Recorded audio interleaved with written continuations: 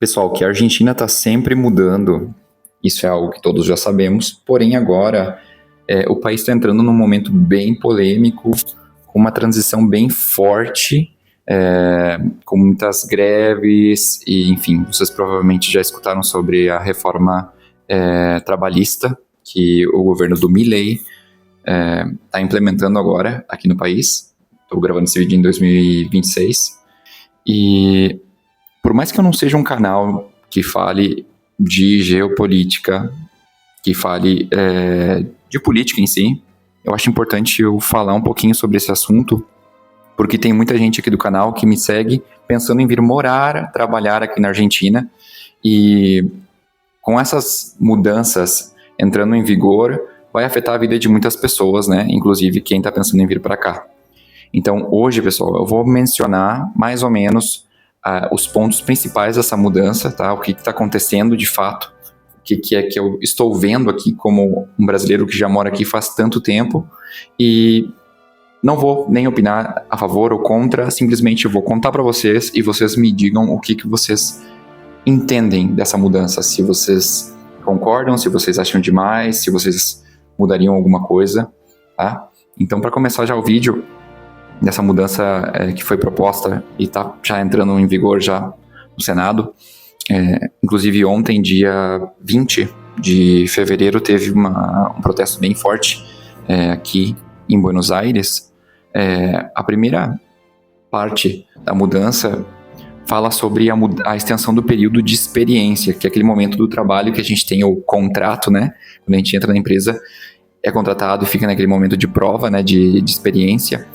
Ele agora passou de 3 meses, que era como no Brasil, a 6 meses mínimo, e pode ser estendido até 1 ano, ou seja, a pessoa pode estar num período de prova até 11 meses, né? E 11 meses ali, 11 meses e quase todos os dias para completar 12 meses, o chefe, o patrão, pode simplesmente cancelar o contrato sem muitos problemas, né? O segundo ponto, pessoal, é a mudança do cálculo de indenizações, tá? Que é o valor que o trabalhador recebe quando ele é demitido sem uma justa causa, né? Sem ser culpado pela demissão, tá? A mudança é que a base de cálculo agora ela ficou um pouco mais magra e tem itens como o 13º salário, que aqui eles chamam de aguinaldo, bônus, férias, todos esses valores, eles não entram mais na conta da indenização por tempo de serviço. Então, reduziu, né, pessoal? Terceiro ponto é a cessação, é o fundo de cessação laboral, que eles chamam aqui de WOCRA, né? É um sistema operacional, eu estou lendo aqui para compartilhar com vocês, é um sistema opcional para substituir a indenização tradicional por demissão, né? Que é como a previdência. As empresas e sindicatos agora podem combinar a criação de um fundo, um pago mensal do empregado, né? Ele pode estar sendo descontado mensalmente. E quando o trabalhador sai, ele retira esse valor acumulado, o que vai dar mais previsibilidade financeira para o empregador. Então, até o momento a gente já vê que todas essas mudanças, elas favorecem bastante as empresas, né? Ou os empregadores e não os empregados.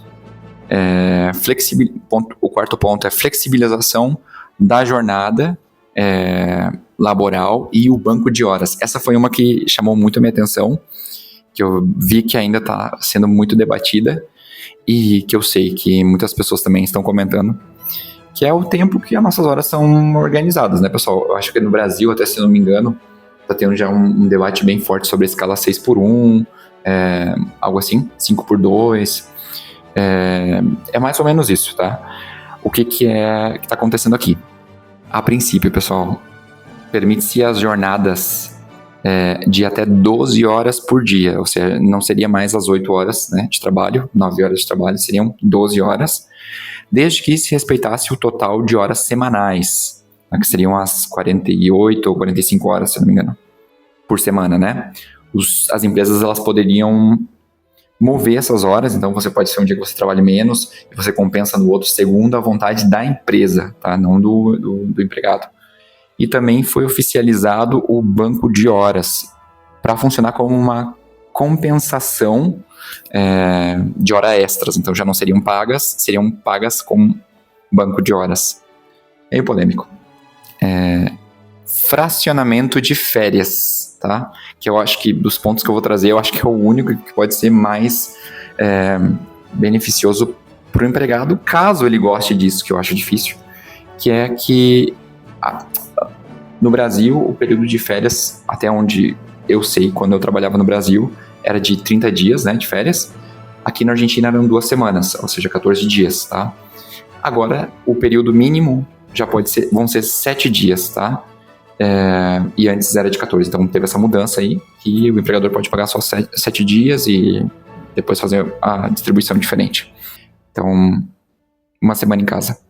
Se tem gente que não se importa e gosta, né? Talvez seja beneficioso, mas aí já vai depender muito de cada um.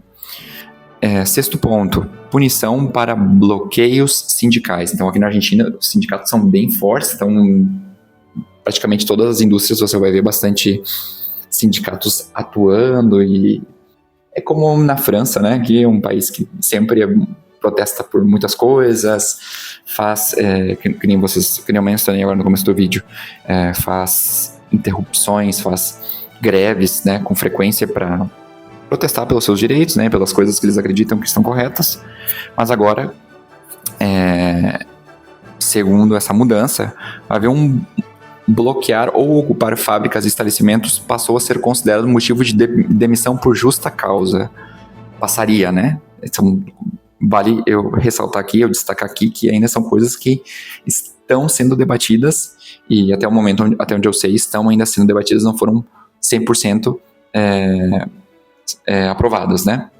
Então já não existe mais isso. Muitos seriam considerados como justa causa, tá? Demissão por justa causa, caso algum empregado participe desse tipo de manifestação.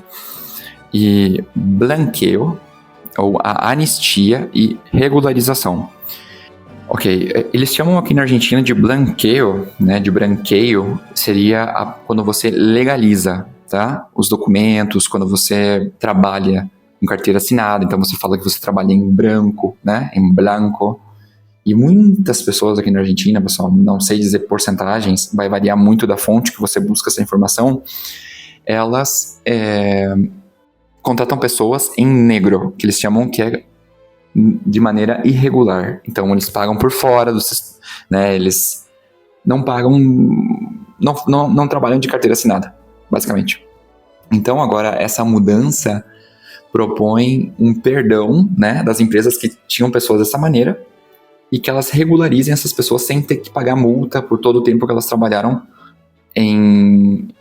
de maneira irregular, né? Então aqui diz, os patrões que regularizarem seus funcionários terão perdão de multas e também a redução de dívidas previdenciárias passadas, tá? Então, pessoal, que nem eu mencionei, esses foram os 7 pontos principais. Eu não tô aqui para dizer se é bom ou se é ruim, eu quero que você me comente aí o que você acha, se você tá no Brasil ou tá em algum outro país, me conta o que você acha em comparação à maneira que funciona no seu país. Se você acha que isso está sendo bom, você acha que isso está favorecendo muito as empresas e muito pouco os trabalhadores, você ainda pensa em vir trabalhar e viver aqui na Argentina depois dessas atualizações? Então, como eu falei hoje, o meu objetivo era informar vocês, tá? Aqui no país eu posso ver que está tendo bastante agitação quando eu falo com as pessoas com relação a isso, seja desde memes, seja dessas greves que a gente vê aí na rua, os comentários das pessoas, alguns cartazes que você vê nas ruas, assim, colados. Então, tá mexendo muito com os argentinos. É um país que sempre foi muito progressista, né, muito também a favor do empregado, muitos benefícios, enfim. E isso tá indo muito em contra o que eu sempre vi como a tendência natural do país, tá? Então, tá polêmica a coisa.